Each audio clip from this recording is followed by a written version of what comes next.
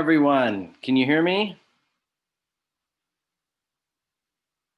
Yep. Welcome, welcome. Thank you all for coming so much. We're so glad to have you here. Does everyone have a secret beverage in hand? I had one, I drank it. Time for round two. Mhm. Love to see it. Mine's just apple juice, Mine was just a Starbucks pumpkin spice latte frappuccino. Well, we're excited to have everyone here. We are on Facebook Live, so we are recording this. So in the age of 2020, we may not be able to be together, but we can constantly see what everyone else is doing. So one of the peculiarities of this year. We're so grateful to have you all here. We'll have this up on Facebook Live now. So anyone who's watching on Facebook Live, welcome. And we'll also have it for all time's sake. If folks want to go back and watch the amazing secret places that you're going to share and that Cassie's going to share. By the way, my name is Alex Shore. I'm the Executive Director of Catalyze SV. I want to thank one of the individuals who's helping support and in partnership with putting on tonight's event, Gordon Douglas. Gordon, if you want to say hello and introduce your institute, you're welcome to take a moment and do that. Thanks, Alex. That's kind. Yeah, I'm happy to be here. I'm Gordon Douglas. I'm an assistant professor of urban and regional planning at San Jose State University. And I'm also the director there of something called the Institute for Metropolitan Studies, which is a little research institute with some public engagement aspirations. We hold a lot of book talks and other things like that about kind of connecting the university to our town and trying to break down any walls of the ivory tower that might exist and kind of connect to our community here in the San Jose area. So, check us out. We're about to have our own website. Currently, you can find us via the Department of Urban Regional Planning at San Jose State. We're on Facebook at Facebook/Met Studies. But mostly, we just try to support people doing cool urban research about our region and beyond here in the Bay. And this seemed like a wonderful partnership that we could join in to support this awesome event about our region. So yeah, thanks for having us, Alex, and thanks for all the good work you guys do at Catalyze. Thanks, Professor Douglas. Appreciate it. Ben, would you like to say hello quickly? I sure would. Ben Leach, I'm the incoming, relatively new executive director of the Preservation Action Council of San Jose. We're really happy to be asked to co-present this program. Secret places, hidden stories, especially that are tied to the built environment, or things that PAC-SJ is devoted to saving constantly. I just, as a relatively new citizen of the city, I've gone through a year where everything is new and everything is secret, and it's that wonderful time when the exploration of your surroundings is sort of at peak, and COVID sort of tripped us all up on that. But events like this are what I'm really hoping that PAC-SJ and anyone who is interested in the history of the area can do more of, is just share their appreciation for it and share their secret knowledge. So looking forward to the program tonight. Thanks, Ben. Thanks, Ben and Gordon, for helping promote this event and bring some of you all out here tonight. It wouldn't have been possible without a couple folks. First of all, I don't see him on here yet, but Robert Aguirre is a Catalyze SV volunteer who many months ago said, you know what, there's some cool secret places in downtown San Jose. We should do a walking tour of them. And we thought that was a great idea. And of course, that was before the virus. So we had to pivot. But meanwhile, we also met a wonderful individual at the Mexican Heritage Plaza, who you're going to hear a lot from tonight, Cassie. And Cassie told us about her book that she was publishing later this year. And so we thought this is such a wonderful way to combine two elements of what we care about. And that's something really neat about Catalyze SV, is that our members can literally conceive of and with support plan events on our behalf and with us. So we continue to have that model. If you're interested in getting involved in Catalyze SV and saying, I want to have a conversation about transportation, or I want to have a conversation about sustainability and development, well, come to Catalyze SV's Community Engagement Committee, and we can talk about planning an event like this on a subject of your choosing. We also want to give a huge thanks to Natalie Tarbox, who interned with us this summer and helped put together tonight's event. Thank you, Natalie, so much for your help. Great to see you. Hope you are enjoying school now that you are somewhat back. And so thank you, Natalie. And also a big thanks to Deborah Von Hune, who is going to moderate and facilitate tonight's discussion, inviting those of you who would like to share in a very brief period of time, like 45 seconds, your favorite secret place, and is going to help keep us on track and turn things over to Cassie. So welcome to all of you. If you need to get up and grab another beverage at any time, we welcome it. We're going to start off by just talking about some of your favorite secret places, and then we're going to read the top 5 from Cassie's book. Meanwhile, before we get into that, I do want to announce our winner. I don't know if she's on the call yet, but Lisa Rudder, are you joining us? Hey, Lisa, guess who won the book? You did. Yes. Thank you. Yeah, so Cassie and you will connect. Cassie has your email address, and congrats. Thank you for offering which secret spaces and places you wanted to hear about today. Yeah, so thank you. Yeah, we're excited for you. And Cassie's going to tell all of us later today about how we can get this really cool new book. So we will get into that a little bit later. But without further ado, let's hear about some of your favorite secret spaces. I'm turning it over to Catalyze SV super volunteer, Deborah Von Hune. Hi, everyone.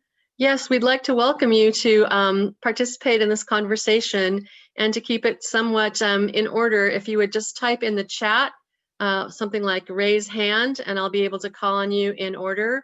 And each person will have 45 seconds to a minute to talk about their favorite hidden place in San Jose. So first is Francis. Can you go ahead and unmute yourself? Hi, I'm Frances A. Bear, and I've been a resident of San Jose for 35 years. My favorite secret place is Dottie's Pond at Santa Teresa County Foothill Park. It's a lovely pond with koi fish in it and turtles, and a lovely little stairs that go to it in a quiet environment. That sounds lovely. I'll have to add it to my list. I just want to add one thing. It's supposedly haunted as we are approaching Halloween. So there's a really good haunting story there. So go check it out. Who's next?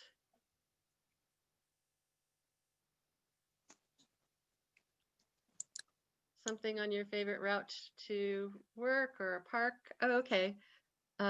Natalie's next. Hi, everyone. So I know my place isn't super secret, but it is one of my favorite places. It's the community center in Campbell. It's my house, and it was a big deal during quarantine because that's where we took all of our walks to the fountain, and then we found a little stray kitten there that we befriended, and so that's just not very secret, but it is one of my favorite places. Nice. And Thomas. Hi, everyone. I like this. I love this place. It's not too far from my house. It's right across the street from where I went to high school in the East Side. It's called, I don't think it has a name, but it's called on Yelp. It's called Mexican Style Churros, which I'm pretty sure is not the name. And it's on Cunningham Avenue across from Overfeld High School. It is a garage, like literally someone's garage, that's been open for at least 10 years. It's open when the health department is closed, and they have the best churros. It's Friday night, Saturday night, Sunday night is the time to go. So especially when I have company from out of town, especially if they're not like from San Jose, or especially if they're from like a really like suburb type of place, I take them over there, and they all love the churros. The churros are delicious. If you have Costco churros, you don't, that's not a churro. You have to try it here. So that's my submission. Mexican style churros on Cunningham Avenue. Is that the guy who makes the churros for the San Jose Giants? Because he's supposed to have really good churros.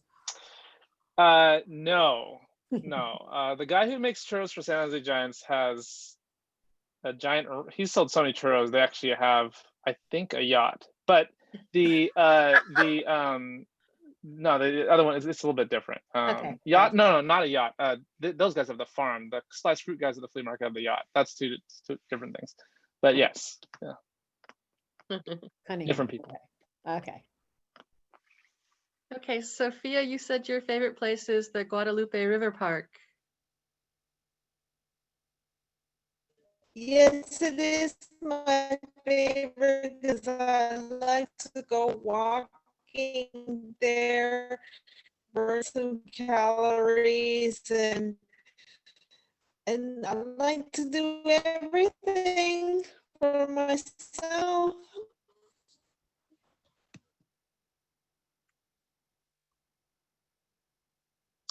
Cassie, I think there's something in your book about a sculpture in the river park.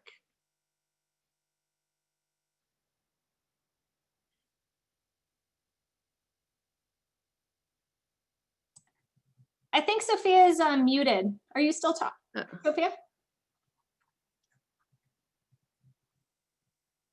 Yes, I could hear you guys. Okay, were you finished? I'm sorry, did I interrupt you? No, no, not really. Okay. Would anybody else like to share? Yeah.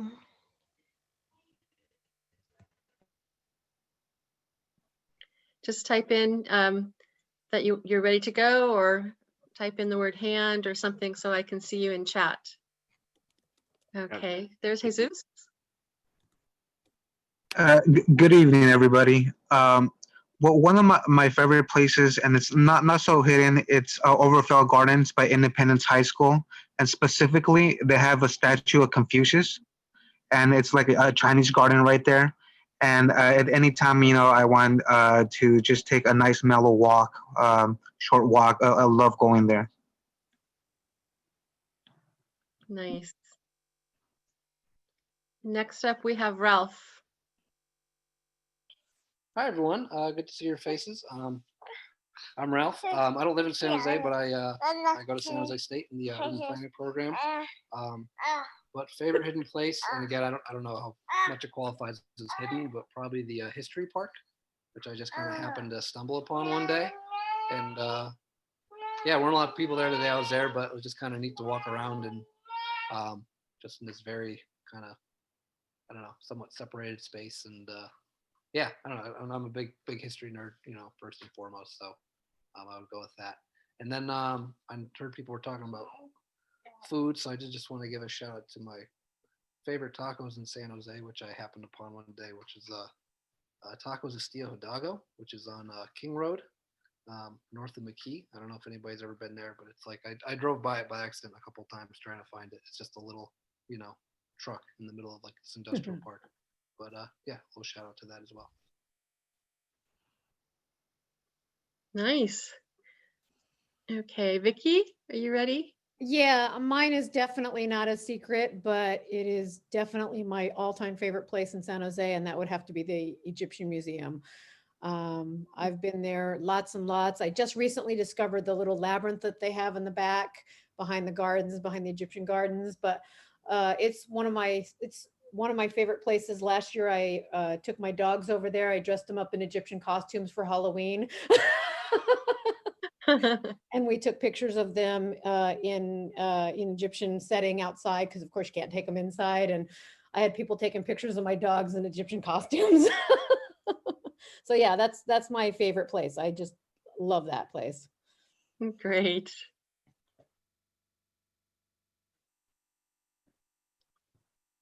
Would anybody else like to contribute?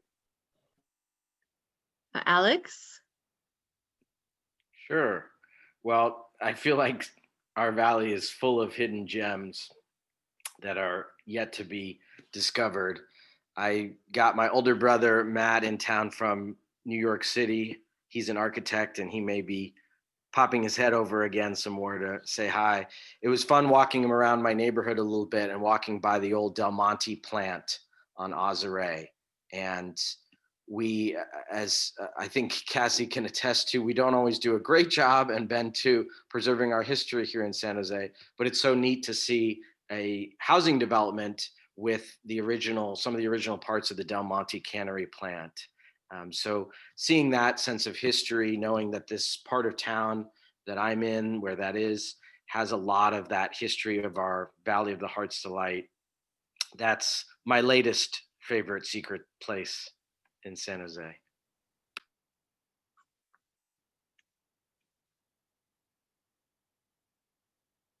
Barbara, can you unmute yourself?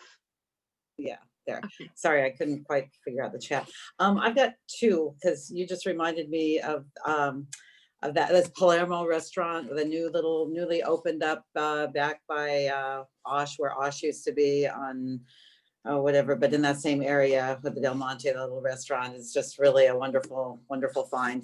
But my other, like, kind of all time, and it's not secret either, but is Alviso. You know, it's just for a quick, I live downtown, so a quick 10-minute drive for a sunset and back home. It's just really, really wonderful. So, and I'm afraid it's not going to be very hidden for much longer, because, you know, tech's going in. So, but for right now, get it while you can. And that's lots of other little gems, but those stand out. Yeah. Lisa? Hi, everyone. This is really fun to hear all these things, some which I have never heard of and others which I also love too. Yeah,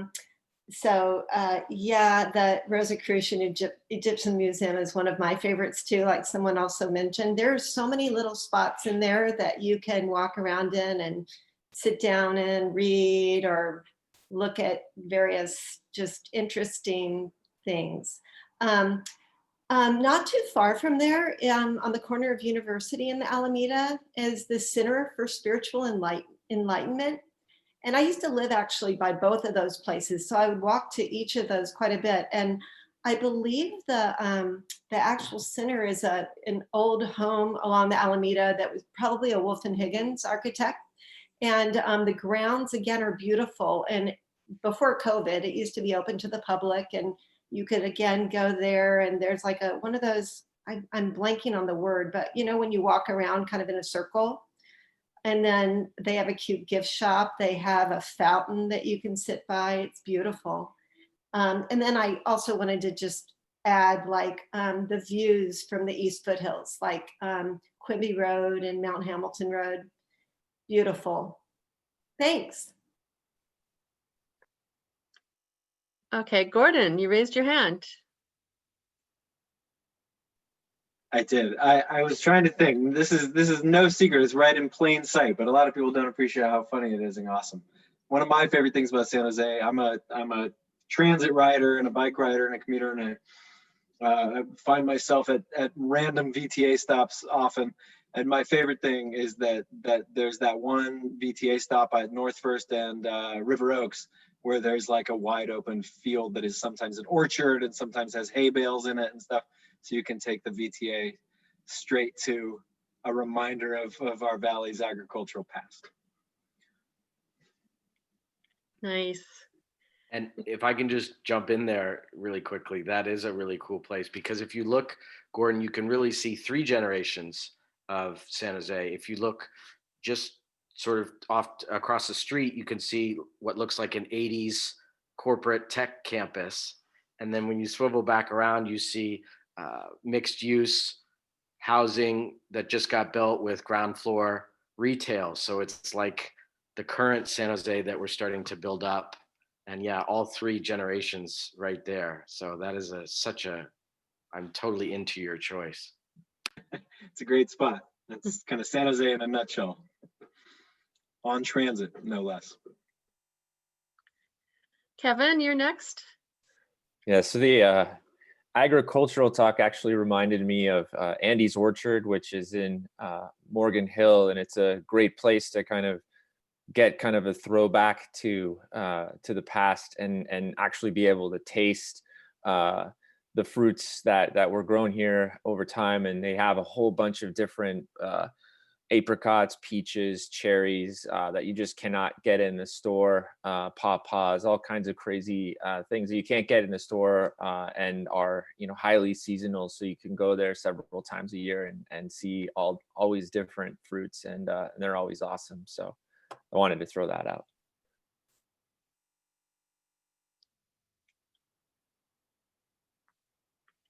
Nice. Anybody else?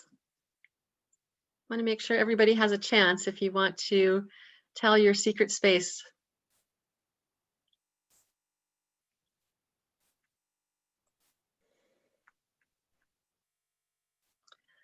Okay, well, I'll go with mine then.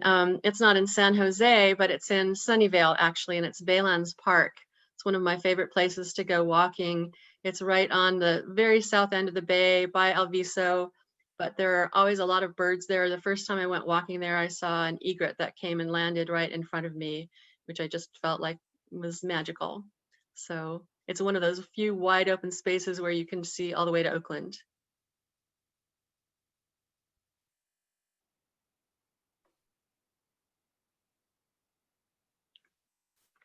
Okay, last chance. Anyone else?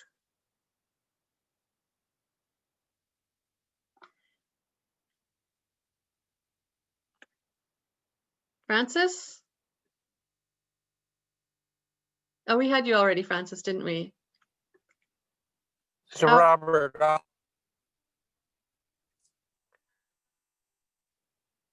How about Rosie?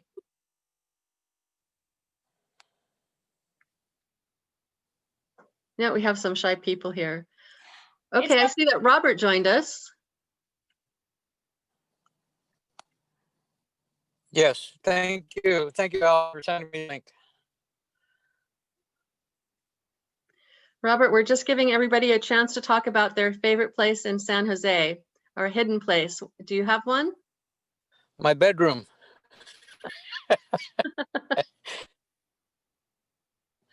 I really like the library downtown, Martin Luther King Jr. Library. Before COVID, I used to spend a lot of time there, but obviously it's closed now. But that's got a lot of secrets within it. Yeah, actually, I think we're going to talk about that tonight. If you could figure out how to, I'd appreciate it. You're breaking up a little bit, Robert. Could you repeat that? I said, if you could find a way to open up the library, I would appreciate that. I think we're all going to want to go there after we hear about it tonight.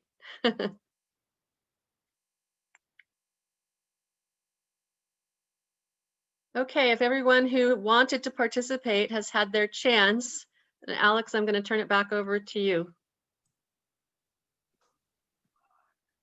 Thanks, Deborah. Well, thanks everyone for sharing. That's really fun to hear about some of your favorite places. If more inspiration comes up, feel free to put it in the chat function. I know we'd all enjoy finding inspiration from each other's favorite spaces. So without further ado, you all have voted. Cassie's got a great presentation for us tonight. So I can't wait for you all to start to see it. And we're going to turn the majority of the rest of the evening over to our compatriot Cassie to share some vignettes from her book. Great. Well, thank you so much, Alex, for the invite to be here. And yeah, thanks to Deborah for getting us started. And thank you guys all for sharing some really amazing places. Some of them that I, like someone else said, that I know about, and some that are mentioned in this book, and others that I haven't heard about. And I really am adding it to my list. I was taking notes, so. Yeah, so thank you so much. Again, I'm really grateful to be here and grateful for the work that Catalyze SV does to bring people together to talk about development here in Silicon Valley and how we maintain and make places that we all want to live in. So thank you so much for the work that you guys do to bring people together and have these conversations that are so important right now. So let me see, am I sharing my screen? No, I'm sorry. Present, wrong button. But yeah, so I'm here tonight to talk about my book, Secret San Jose, which just came out a few weeks ago. It is in stock right now at local bookstores, including Hickleby's in Willow Glen, Recycled Bookstore on the Alameda, and Books Inc. in Campbell, as well as major retailers and the big bookstore chains. But please do support our independent bookstores. They really need they really need the support right now. You can also buy it from my website. I sell it at secretsanjose.com. I am selling signed copies there, and I created a coupon code for you guys to use this evening if you want. If you use the code SPOOKY, SPOOKY, that will give you a 10% off and free shipping. I live here in San Jose. I have the standard coupon code I've been giving to people where I'm offering free shipping to anyone who lives in San Jose. I'm doing most of the deliveries myself. It gives me a chance to get to visit parts of the city that I don't get to very often. But yeah, so I've got an additional coupon code leading up to Halloween that you guys can use for an additional 10% off beyond that. But yeah, that will only be good for the next week.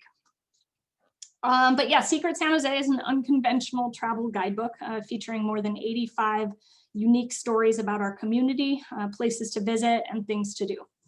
In addition to some quirky and unusual stories, the weird, I tried to share interesting stories that I think share how San Jose came to be and highlight the contributions of people and organizations that I don't think are usually recognized. When I took on this project to write this book, I could not have expected the world that this book would launch into. With the pandemic shuttering our community, California's worst fire season ever, and everything else that's going on right now. But frankly, the book couldn't have come out at a better time. A lot of the stories listed in here, not all, but a lot of them are pegged to places that you can visit and appreciate safely outdoors. And in the midst of this very challenging year, with all of us staying home a lot more than usual, it's a great time to learn about and appreciate our local community. So as we said before, all of you who RSVP'd here and voted, you guys picked the stories that I'm going to share tonight from Secret San Jose. So we've got the top 5 stories that were voted on by you that I'm going to be talking about tonight. So these are stories pegged to places that you can visit here in San Jose. So as was mentioned before by Robert, the first story I wanted to share tonight is called Secrets in the Stacks, or What Strange Features Are Hidden in the MLK Downtown Library. At first glance, the main downtown San Jose library seems like any other big city library. But if you look a little closer, you'll find dozens of strange things, such as mirrors hidden behind stacks of books, rows that greet you with the mysterious sound of pages turning, and even a secret trapdoor. These treasures are just a few pieces of art in a collection of conceptual art called Recolecciones, which means memories, created by artist Mel Chin. This project discreetly integrates 34 different weird and wonderful works of art into the library, hidden in plain sight, adjacent to book collections that are relevant to the theme. So as Robert mentioned, the library is not open yet. I wish I could do something about that, but I think it will be soon. The library is looking to get people access, and they're trying to open things up as soon as it's safe. So I did want to share some of the unexpected works of art that are in here so that you can look for them once the library is open again. So one of my favorites is called Self-Help Mirror. So what this is mirrors behind the books in the self-help section give us another perspective with which to reflect on ourselves if we dare. And those are the words of the artist again. But yeah, so this is something that you would walk by 100 times, but unless you actually move the books to the side, you wouldn't see that there is this beautiful mirror back there. So it's a photo of me taking, when I discovered it. Fiction. Again, in the words of the artist, just like all great mystery novels, the San Jose Library boasts a secret rotating bookcase. One side of the shelf is stocked with faux mystery books, the other side with current popular fiction titles. Can you tell the difference between the real fiction and the fake fiction? So this is in the current popular fiction room, which is the first room that you come to when you enter the library. Off to the right here, you can see a work of art called Underground Books. There are a few of these scattered around the library. And beneath certain book stacks located throughout the library lie underground vaults holding books that have been banned, burned, or otherwise intentionally set aside in history. I found this buried book on the banned writing of Galileo in the astronomy section. So if you push aside these old dry astronomy books, you'll see this this book of Galileo's writings hidden there as a statement on fiction, stories that have been hidden from the world. Over to the left here, you can see a work of art called Migration. Butterflies are a symbol of migration, and you'll find dozens of tiny butterflies gathering on the ceiling above various Latin American authors spread throughout the library. And this work of art acknowledges the contributions of these authors and further reinforces the concept of circulation, both of books and of knowledge, as a major goal of any library. In the middle, you can see this beautiful table and this beautiful view, I think on the 7th floor, I think, of the library there. This is a series of 5 functional reading tables located adjacent to the geology section that all map the shape of the major continental plates. The granite of each of these tables was quarried from the continent that it depicts. The tables are on casters, referring to the tectonic activity of the Earth's surface, which is ever evident in California. So these tables can be moved around throughout the library, moved together into a contiguous shape or used individually. And then off to the right, this may be hidden by your Zoom window, so I would move it aside. This is a work called Roundup. And this is a series of 81 leather chairs, each marked with one of the 43 family cattle brands of the original San Jose ranchos. So each of these chairs you can see here is leather, and it's been branded with one of these family brands. These leather chairs range freely throughout the library.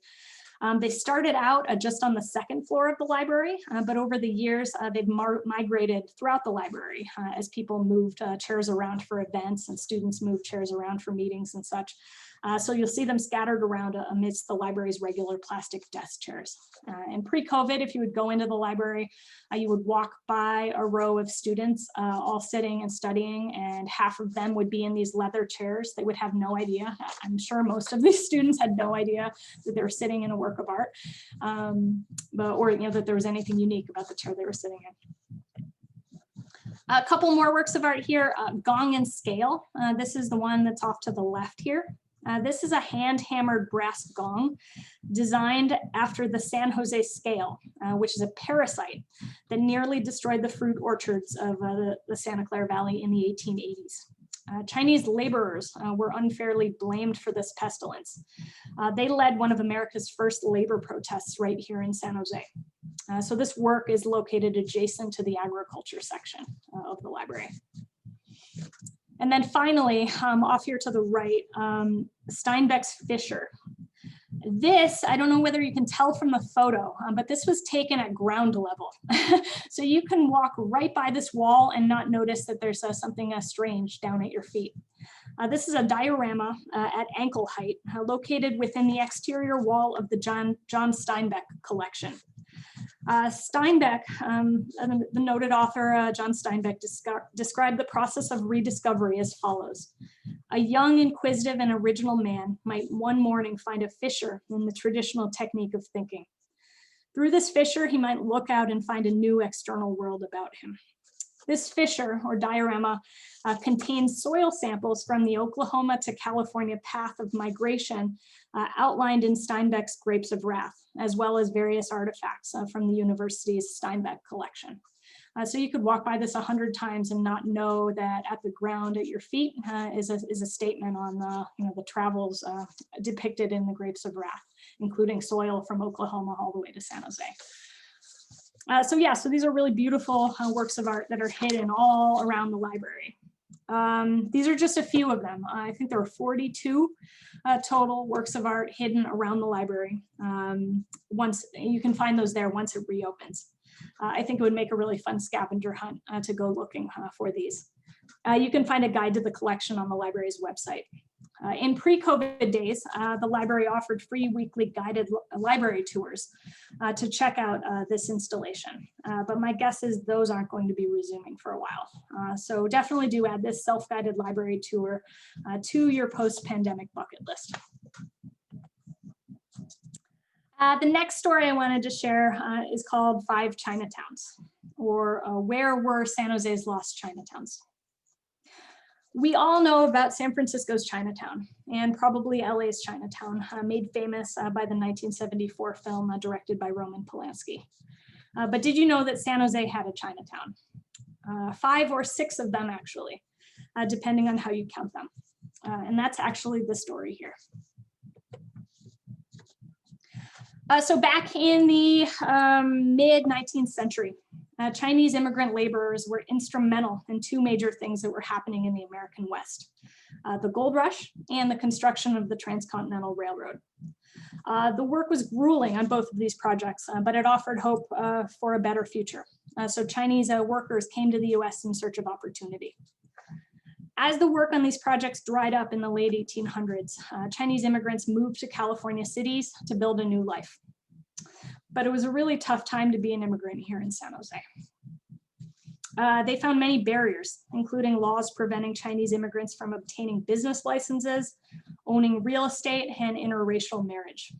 In 1907, the Expatriation Act, signed by President Teddy Roosevelt, made it so that even American-born women who married a Chinese man could be stripped of their US citizenship. Beyond that, the Klan, the KKK, had a large chapter here in San Jose. They were not just in the South. They had a large and growing chapter in San Jose. And there were about half a dozen other white nationalist groups in our community, including ones called the Anti-Chinese Association and the Order of the Caucasians. This was in a city at the time in 1870 that only had about 9,000 people. Racially motivated violence was unfortunately not uncommon. There was a strong opposition to Asian immigrants at all levels of government at the time. James Phelan, who was a one-time mayor of San Francisco and a US senator from California, ran his re-election campaign a few decades later on a platform against Oriental aggression, quote, and used the slogan, "Keep California White," on his campaign posters.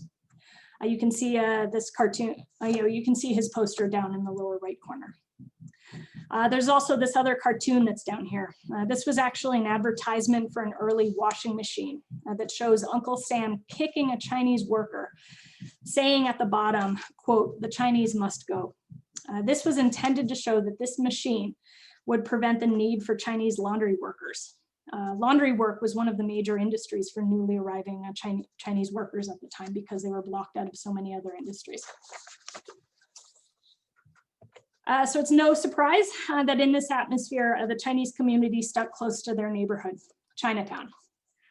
From the mid-1800s to 1931, there were 5 different Chinatowns in San Jose. The first and third San Jose Chinatown was on Market Street, where the Fairmont Hotel is today. This Chinatown was devastated by a fire in 1870. The community scattered to other locations. It then rebuilt and the community came back. In the late 1870s, it was one of the biggest Chinatown communities in the West. But things continued to get worse for the community. In 1886, San Jose hosted a statewide anti-Chinese convention. And the next year, both the mayor and the San Jose City Council declared the Market Street Chinatown to be a public nuisance. And then in 1887, another fire destroyed the neighborhood. You can see a photo of it off to the left. Suspiciously, the night of this fire, the fire department's tank, which was apparently always kept full, had only enough water in it to keep the fire from spreading to adjacent white and European neighborhoods, leaving no water to save the buildings in Chinatown. Today, you can see a small marker noting the site of this fire on the back of the Fairmont building along Paseo de San Antonio.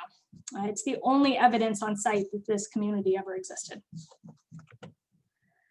So the community scattered again and was feeling really helpless and hopeless. Luckily, not everyone in San Jose was against these immigrants. A local businessman and German immigrant named John Heinlein saw the plight of this displaced community and offered them a parcel of land that he owned on 6th Street between Jackson and Taylor Streets. For those of you that are familiar with Japantown, this is where Japantown is today. These neighbors rebuilt, this time as a gated community with fire-resistant brick buildings that you can see in all of these photos here. Barbed wire fencing and a nighttime security guard.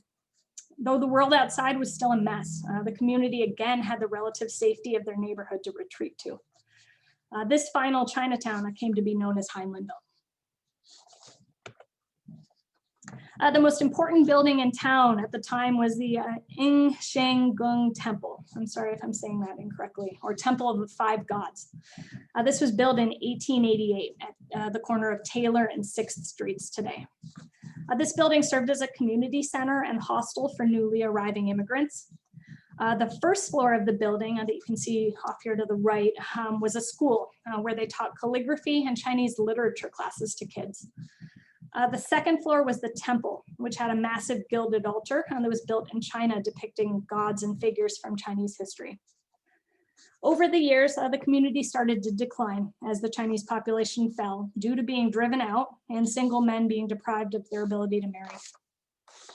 Japanese and Filipino immigrants started to move into the area, seeking a place that seemed familiar with recognizable foods and folks who understood their challenges. So this Chinatown paved the way for the vibrant community we have in Japantown today. Though there's a lot of community opposition to this, the temple was eventually demolished in 1949. The city, though, saved the gilded altar furnishings and part of the facade and put them in storage. In the 1970s, the Chinese American community launched what I think was a pretty remarkable community campaign to protect and preserve their local history. They started a nonprofit and fundraising campaign to build a Chinese history museum, and they raised over $800,000 in just 4 years for this project. So, in partnership with the city, this nonprofit wound up reconstructing the temple just as it was in Heinleinville, Chinatown. While the museum featuring the gilded altar and displays on archaeological objects unearthed from the Market Street and other Chinatowns have not reopened yet since COVID. You can go and see the exterior of the stunning temple today at History Park. Someone here mentioned History Park. I'm a big fan too. We'll talk about it again later. But yeah, this is an exact replica of the building that existed in the Heinleinville, Japantown. This building's a beautiful place, and I think it's an important story. And I believe it's one of San Jose's most unrecognized museums. So Catalyze talks about development. That brings us to 2020. There will soon be another way to mark San Jose's lost Chinatowns in our community. You might be familiar with the big development project that's happening at 6th and Taylor Streets in Japantown. As part of the project, they're building a new San Jose City Park. Community leaders from the local Japanese, Chinese, and Filipino communities today came together to ask the city of San Jose to, instead of choosing a name that pays tribute to the community's more well-known Japanese culture and history, to name the park after this last and final Chinatown. And back in August, I believe, after a very long city council meeting filled with passionate public comment, I don't know if anyone here was on it, but they didn't vote until 11:30, I think. The council decided unanimously to name this park Heinleinville Park. I think it's an important testament to the struggles that the Chinese community went through to build a life in America and here in San Jose back then, and also today, as we confront new issues with anti-immigrant sentiment and anti-Chinese scapegoating today. I would be remiss if I didn't mention that just over 1 month ago, on September 17th of this year, 164 US Congress members have voted against a resolution condemning the recent rise in COVID-related racism and threats of violence against Asian Americans that has been increasing through this pandemic. History repeats itself, unfortunately. On a slightly more uplifting note, my next local story is called Butterfly Effect. or how did a volcanic eruption in the middle of the Atlantic Ocean shape San Jose? You might be familiar with San Jose's large Portuguese community and Little Portugal neighborhood on Alum Rock. But a lot of people, I don't think, realize that many of the Portuguese families that came to San Jose actually came from the Azores, a chain of small islands in the middle of the Atlantic Ocean. So we're going to start here with a little geography lesson. Has anyone here ever been to the Azores? Lisa has, I saw. Fantastic. Has anyone else? I can't see everybody, every participant, but the Azores is very high on my bucket list. It's a really beautiful chain of volcanic islands, about 1,000 miles west of Portugal and 2,000 miles off the US coast east of Massachusetts. Before COVID, the islands were growing in popularity as an adventure travel destination. I read a few articles just this afternoon in travel media that called it both the next Iceland and the European Hawaii because it's so photogenic and Instagram friendly. Pre-COVID, Azores Airlines was running direct flights from Oakland to the island of Terceira. Now I think they've cut back those flights and they stopped first in Boston. But back to San Jose. So people had been coming to California from Portugal and the Azores since the 1850s. There were three waves of immigrants who landed here. The first wave was during the gold rush in the 1850s. Most of these people were from the Azores. They were whalers who hopped off of the whaling ships they were working on in San Francisco to try to strike it rich by mining for gold in California. The second wave happened from about 1880 to 1920. There were more immigrants. These were more immigrants from the Azores who had moved to Hawaii to work on sugar plantations. We talked just a minute ago about the anti-Chinese sentiment at the time here in California. But that same sentiment was also happening in Hawaii too. Azorean workers were actually lured to Hawaii, lured all the way to Hawaii by plantation owners and the Hawaiian government and given incentives and higher pay than they would have offered to Chinese workers. After the fall of the native Hawaiian monarchy, the incoming Americans had some resentment for these Azorean workers. So many of them left Hawaii and moved to California. There were also some migrants at the time from mainland Portugal who came to the US at the time fleeing political unrest in Europe. The third and most recent and biggest, I believe, I couldn't find numbers this afternoon when I was looking. The biggest, this most recent wave was in the 1950s and 60s. Again, these folks came from the Azores, but this group came to the US as refugees. On September 27th, 1957, the earth started to tremble a quarter of a mile off the coast of Fayal Island in the Azores. Over the course of the next 13 months, the Capelinos volcano erupted almost constantly, spewing volcanic ash, burying homes, and killing off the vegetation that fed local livestock and crops. Making things worse, a series of strong earthquakes hit the island in May of 1958. One San Jose local named Joe Feria, who I interviewed for this book, who told me this story, was just a kid on the island when this happened. His parents' business was damaged by the volcano, and their home was destroyed in the earthquake. He remembers all the people on the island gathering in an open space in the village center, praying all night that the island wouldn't sink into the ocean. The Feria family, as well as many other residents of this island, left the islands and were sponsored to come to the US by relatives already living in California under the Azorean Refugee Act. This bill was sponsored by then US Senator John F. Kennedy. Ultimately, more than half of Fayal's population fled the islands. Most of them either came to New England or to California in search of agricultural jobs. So here's a photo of Joe and his family. His immigration story was featured in a book about this eruption. I'm sorry, it's terrible quality. I took it as a resource for the writing. I didn't take it to ever show it, but I realized I didn't take a picture of Joe for my presentation. This is his family, and this was him sharing his immigration story in a book about this eruption that you can see at the Portuguese History Museum and History Park. I met Joe last winter at the Portuguese History Museum. He volunteered there and was working to repair the sump pump that keeps winter rain from flooding the building. So he was down there working on this device, and I told him I wanted to learn more about the history of Portuguese immigration to San Jose. And he's like, well, let me tell you a story. And his story turned out to be pretty common of folks who came here to San Jose. So he showed me around the museum and explained all of the exhibits, including a big exhibit on the Capelinos volcano and one pictured here in the center on village life in the Azores. So Azorean immigrants to San Jose brought businesses and traditions that were common on the rural Catholic islands, such as the Festas de Espiritu Santo, or festivals of the Holy Spirit, which are religious parades where they crown a queen from the local community. These traditions are carried on today at the landmark Five Wounds Portuguese National Church that you can see depicted in this image off to the left here. This was when I visited a couple of years ago during one of these festas. Still today, this church has weekly church services in Portuguese.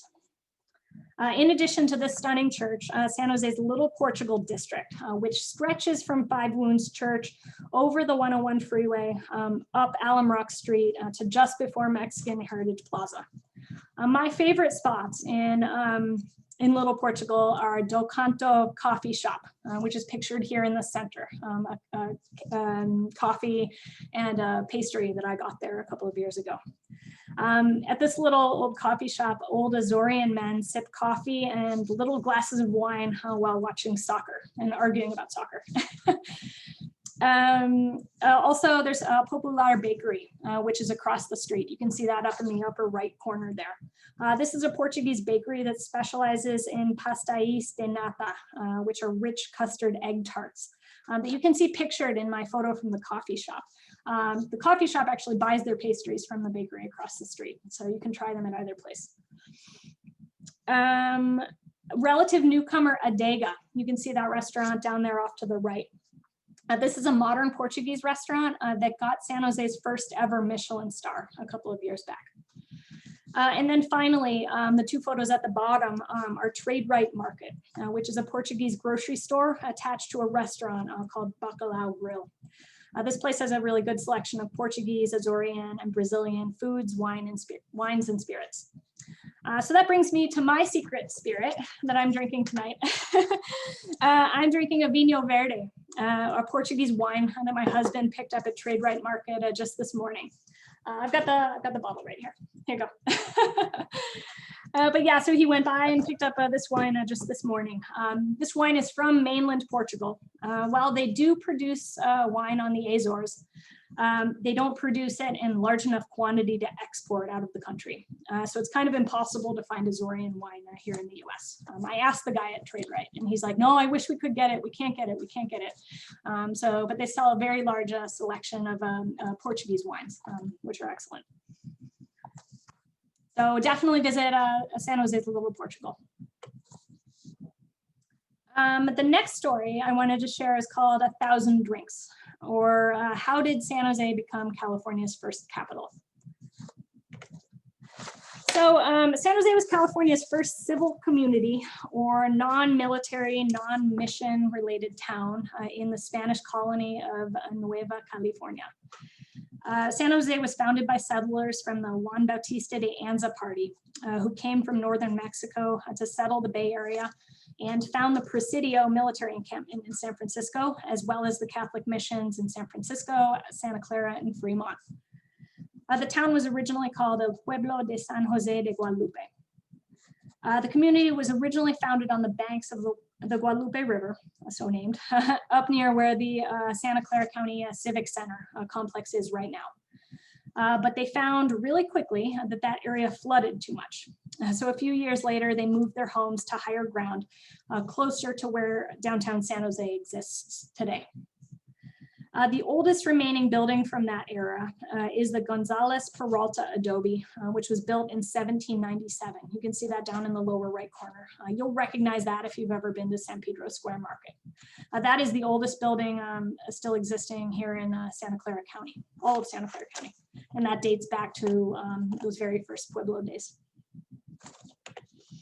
San Jose was also home to California's first state capital due to some intense lobbying efforts by San Jose-based delegates to the California Constitutional Convention in Monterey in early 1849, I believe. The first California legislature met in an Adobe hotel on the 100 block of South Market Street. This building was donated for use by Delegate Pierre Sansevain, a French settler. He's also known as Pedro in the Mexican days. Sansevain was the first producer of sparkling wine in California. So he brought that a tradition here to California from France. The first legislative, let me go back. The first legislative session was held during a miserable and rainy year in 1849. That winter, 36 inches of rain fell on the city, leaving a muddy mess along the road between downtown San Jose and the port at Alviso, which was the main access point at the time for San Francisco and all points north. The roads were so bad on the opening day of the legislative session that only 6 state senators were able to make it into the new capital city. This terrible weather and flooding was actually the reason senators voted to move the capital out of San Jose this next year. Another point, at this time, the environmental landscape of San Jose was very different than it is today. All of the areas we know as San Jose and towns along the bay were naturally wetlands, and they were very prone to flooding. Over the next 200 years, we drained almost all of this natural landscape. So now it doesn't flood that often, but we've ruined crucial habitat needed by native wildlife. If you're at all interested in that, I go into that in a couple of other stories in the book. But back to that first Congress. One of the representatives that year was Senator Thomas Jefferson Green. He was born in North Carolina and spent some time in Texas for a while before moving to California right before the gold rush. He represented the Sacramento area. He was responsible for one notable achievement. He sponsored the bill that created the University of California at Berkeley, originally at Berkeley, and now across the state. But beyond that, he is legendary for liking to drink. The Gold Rush era state senators were known to be a drunken and carousing lot. But Senator Green was the instigator of a lot of this. He looks very sober and very quiet in that photo right there. But this guy kept a hidden keg at the Capitol building for midday breaks in between discussions. And famously, he was known by all of his colleagues and everyone in San Jose at the time for his end of day calls, the things that he would shout out at the end of the workday. Well, boys, let's go and take 1,000 drinks. Or let's have a drink, let's have 1,000 drinks. Because obviously one drink was not enough.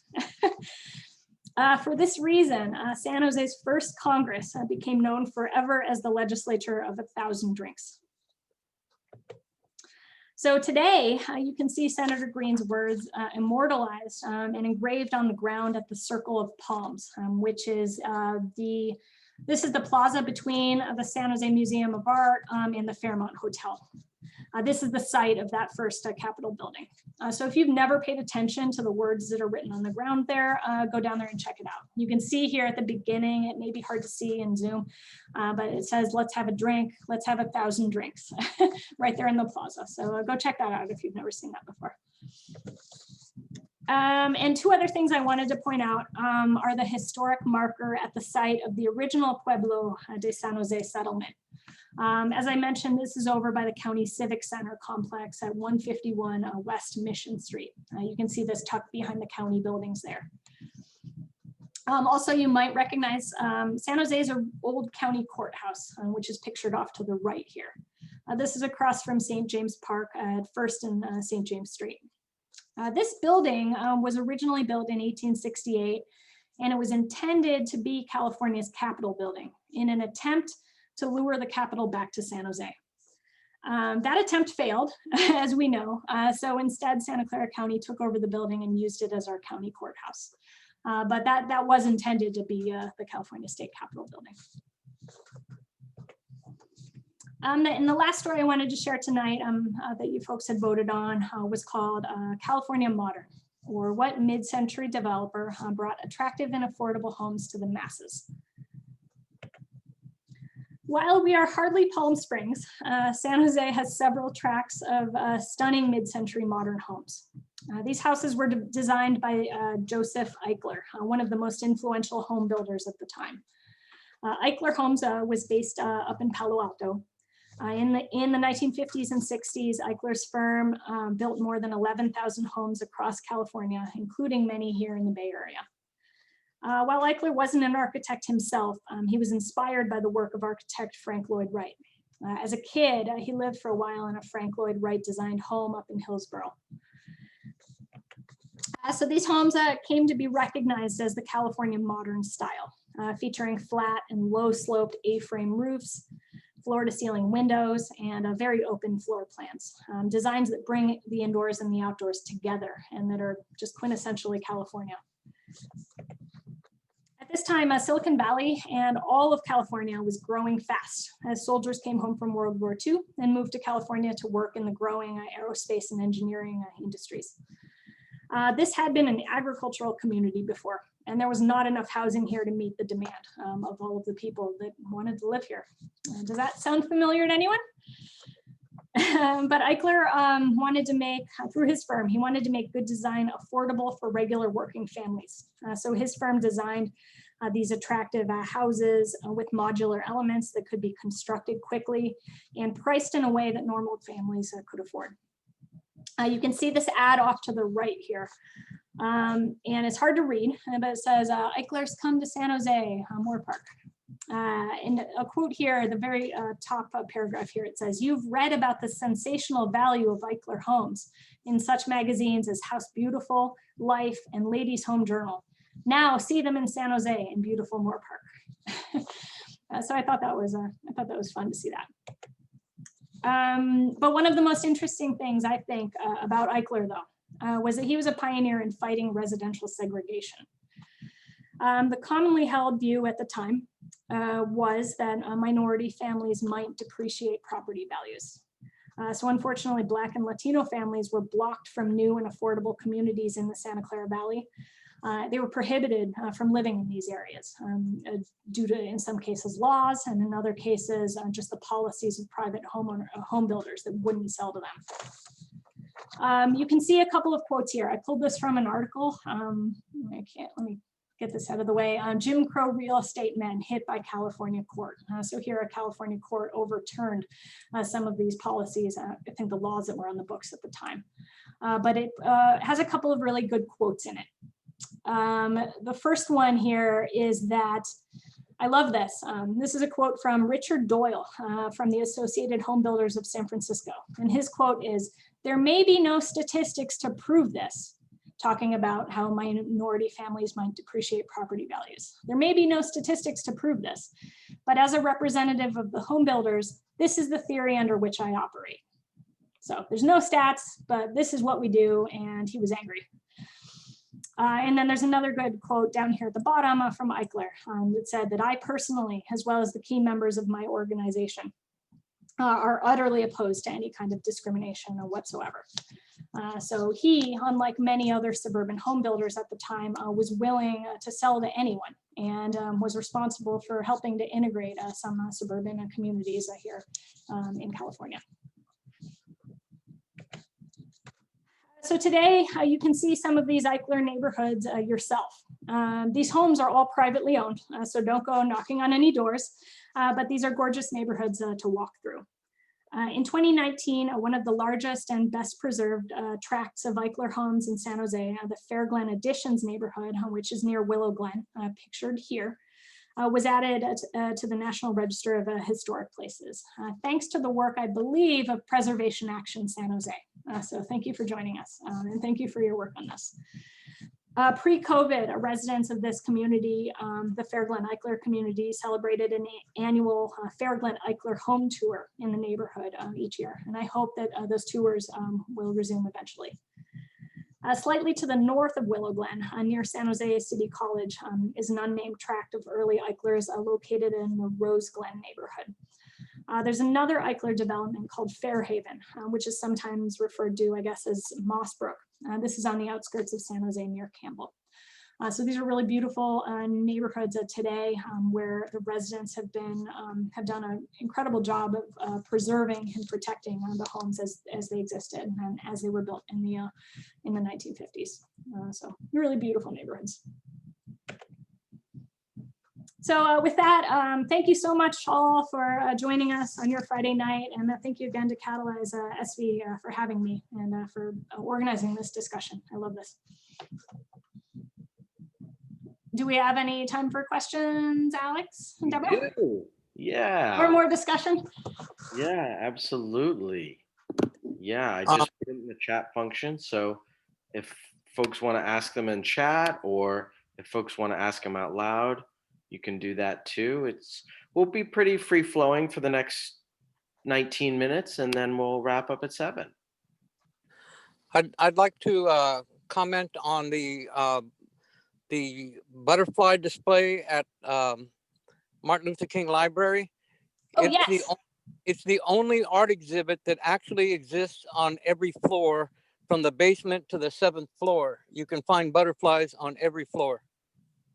Awesome, awesome. Yeah, as I understand, I guess they started in the basement. Maybe there are a bunch of the butterflies posted in the basement there, and then you can see them, as you said, on every floor next to works of literature from Latin American authors. So right, and that's also great. I didn't realize that was the one on every floor. And the stairwell.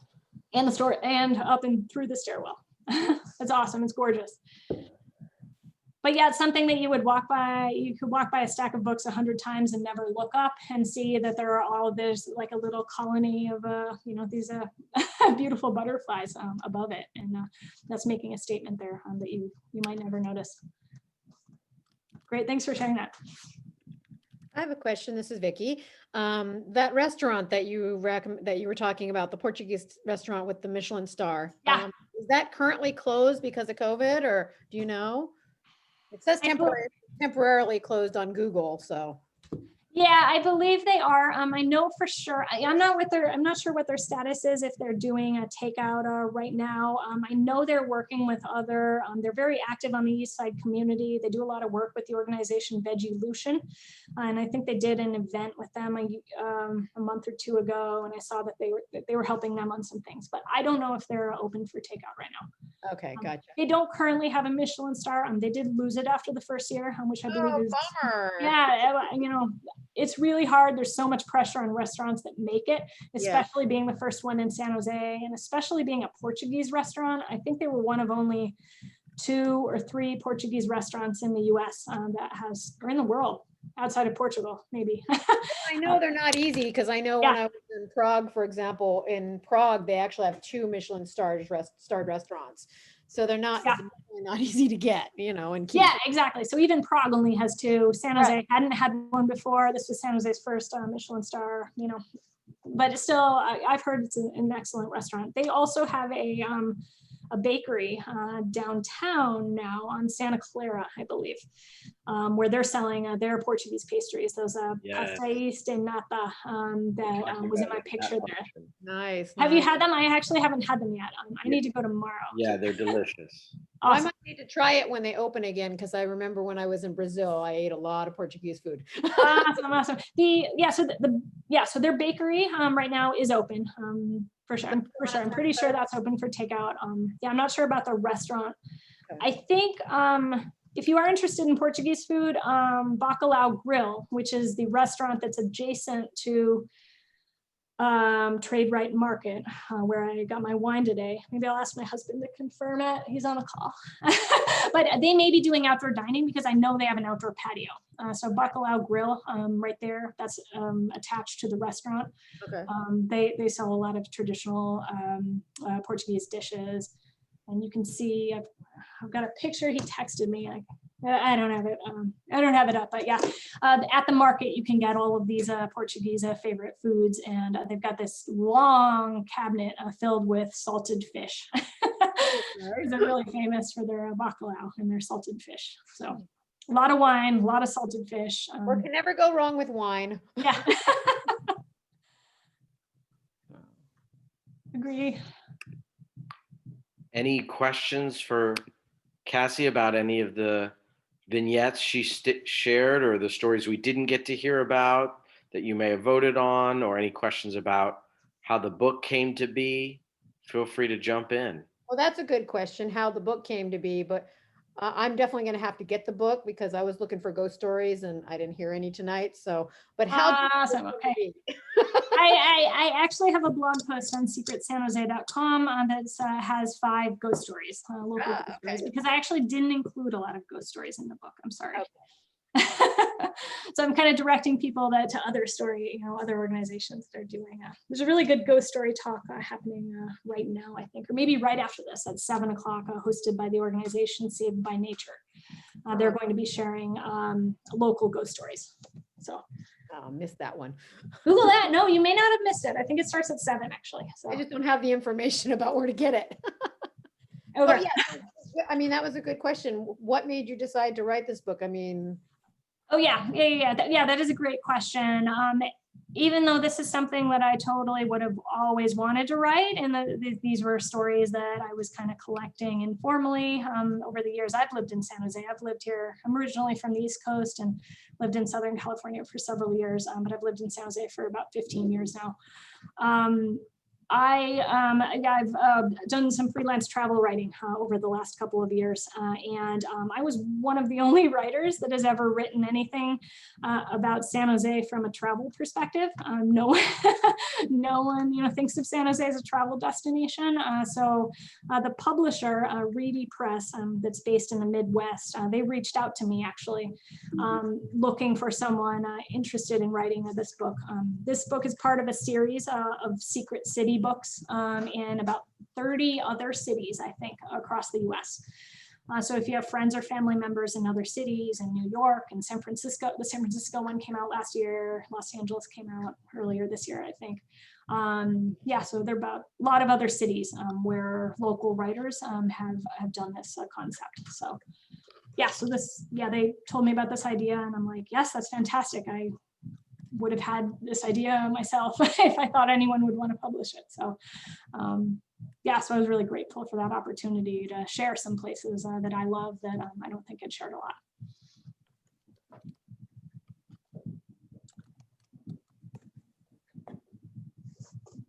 Great, any other questions? And everybody, I don't know whether you can hear it, but I do apologize. I live across from a big city park that one of the indigenous dance groups, they host the indigenous drumming and dance groups. They host a Friday night practice across the street. So I am just a few feet away from the drumming group outside. So if you can hear drums in the background, I'm sorry. Okay, cool. Cassie. I was on a call last week and somebody told me they heard it. They're like, what is happening in your house? I'm like, that's not in my house. Cassie, is it like children, you can't choose between your favorite story or is there one that's right now just really resonating with you because of things that are happening in the world or in your world? I do love them all. I think the ones that are the most meaningful to me are the ones that share stories of, that are not the weird, that are not the kitsch that someone might be looking for when they pick up this book. The story is the Chinatown story that I shared with you tonight. The story of Cesar Chavez and how an instrumental part of his life happened right here in San Jose. He became an organizer. He became a community organizer here in San Jose, even though he's famous for his work with farm workers in the Central Valley. I think those are really important stories that are not recognized enough. One of my favorite surprises that I think was in the selection, one of my favorite places that we didn't talk about tonight are the Buddhist temples, the Vietnamese Buddhist temples that are around San Jose. Really beautiful places, and they actually have, there's some foodies in here, I sense.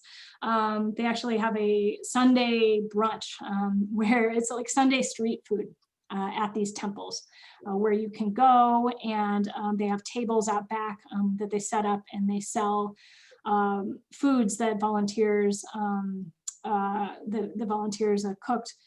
They give them for free to the nuns at the temple.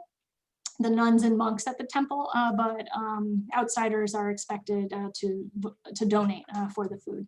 But it's a really excellent way to try a Vietnamese food, a really authentic home style Vietnamese food in a beautiful temple with the nuns chanting. This particular one that I mentioned in the book, the nuns are chanting on speakers. You can hear it throughout the complex. It's really beautiful. And yeah, every Sunday. And that is actually open in COVID. You can't enter the temple for the safety of the nuns that live on site. That is their space. They're only allowed in there, but you can visit the grounds. So on Sunday, you can go by and try the food there and explore the grounds there. Duc Vien Buddhist Community Pagoda is the one in particular that I'm thinking of. That's my favorite.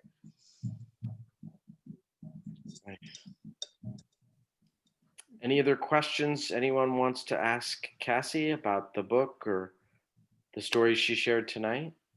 I have a question. I don't know. I haven't seen the book or read the book, but I wanted to find out if you have the first Chuck E. Cheese. Yes, absolutely.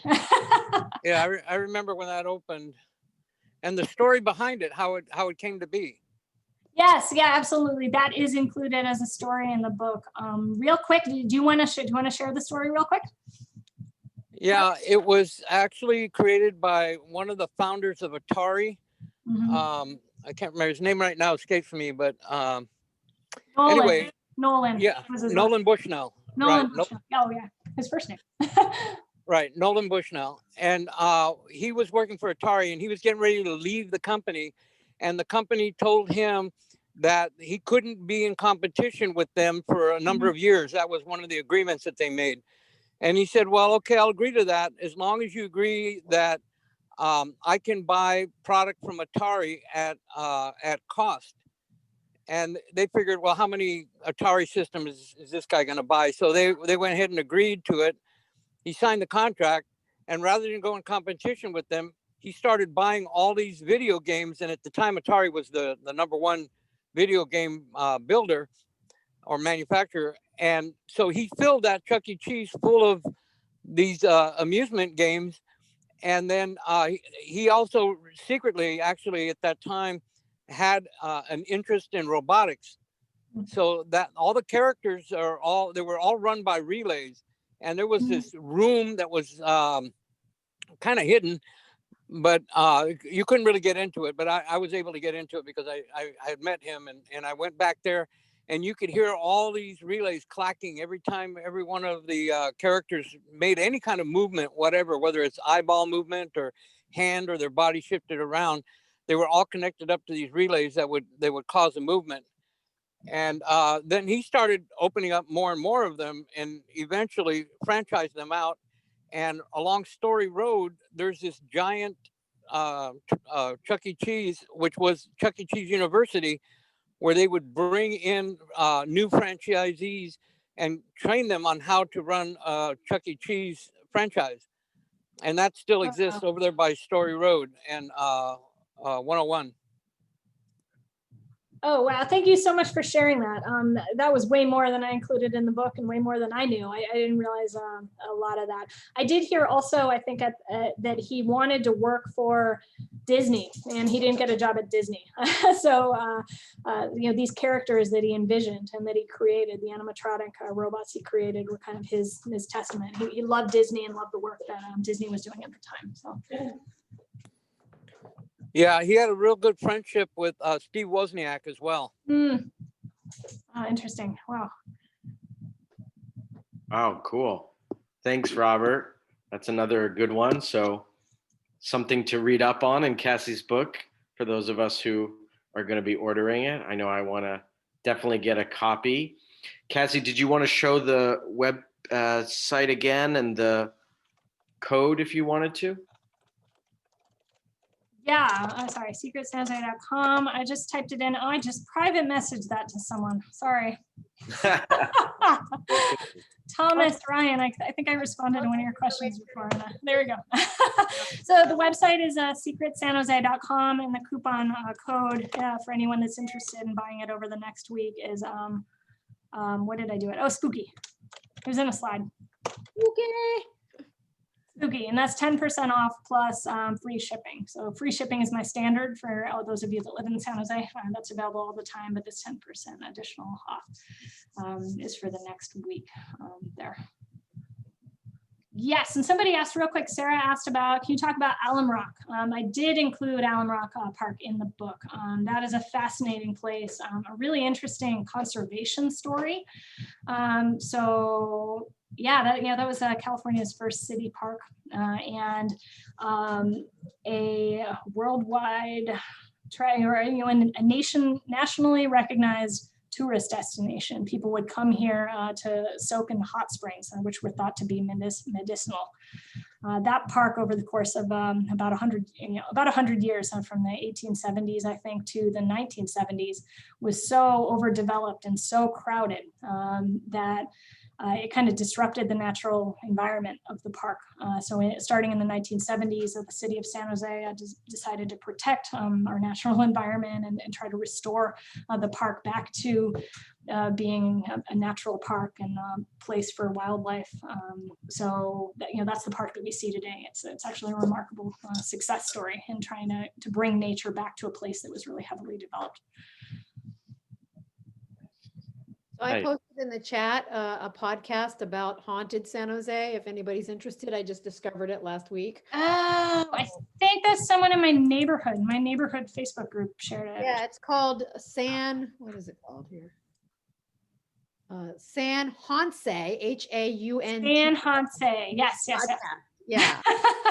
They talked about the first Chuck E. Cheese and the haunted Chuck E. Cheese on their last podcast. Awesome. Yeah, I do have a blurb in there in the Chuck E. Cheese story. I do say that site is haunted. That is unfortunately the store, the Chuck E. Cheese restaurant that I think Robert was talking about off of Story Road. That one is unfortunately closed right now. And I don't know whether it's going to reopen. I don't know how Chuck E. Cheese is going to reopen in this environment, but they are phasing out. The other thing I've heard recently is that kids today are not as excited by animatronic robots, the creepy animatronic robots that they have there, and they are starting to phase them out, unfortunately. A lot of the restaurants that are reopening, hopefully our San Jose ones will reopen, but they may be phasing out those robots that we know and love or hate. So, do try to see them soon.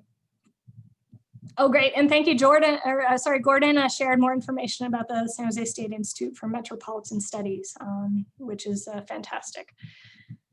Nice. Well, thank you everyone for coming tonight. We really appreciate it.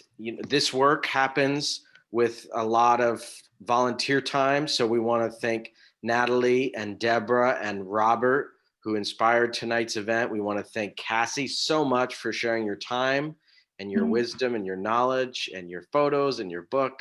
What a treat. It was even more engaging and informative than I expected. So thank you so much for defying any expectations that were already high.